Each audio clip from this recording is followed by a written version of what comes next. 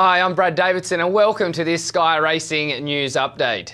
Champion mare Winx could have her swan song in Sydney next autumn, with her trainer Chris Waller giving the biggest hint yet: the superstar could race on next year. A decision on Winx's future is unlikely to be made until the new year, after the world's best racehorse won an unprecedented fourth Cox Plate in front of a bumper crowd at Moonee Valley on Saturday. The win was Winx's 29th straight and brought an end to an amazing spring carnival campaign.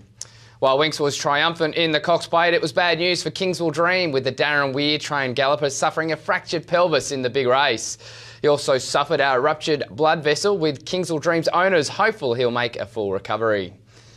Another international raider is in summed out for Tuesday week's Melbourne Cup, with Geretto set to have a bone scan on Tuesday after pulling up lame in his left foreleg at Werribee track work on Saturday.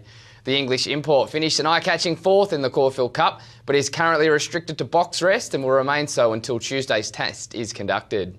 In other Melbourne Cup news, champion jockey Damien Oliver has picked up the ride on Red Verdon in the big race after original hoop Ocean Murphy was suspended for 15 days for his ride in Friday night's Manikato Stakes.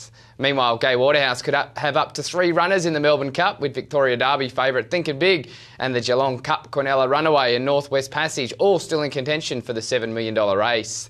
Thinkin' Big needs to win the Derby this Saturday to keep his Cup dream alive, while Runaway and Northwest Passage are likely to contest the Hotham Handicap on Saturday in a bid to book their spots in the field. There's the current Melbourne Cup market. You can see there on the second page, Rostropovich Youngstar at $17 there. Of course, Thinkin' Big, a $51 chance at this stage for the Melbourne Cup. Emerging Sydney mare Aqua Divina is set to get a crack on the big stage after a determined win at Randwick on Saturday. Trainer Matthew Smith has revealed Aqua Divina will now be set for the Group 2 Matriarch Stakes at Flemington on November 10. Smith conceded it's been a long road back for Aqua Divina, who suffered a serious bout of colic last summer and almost died.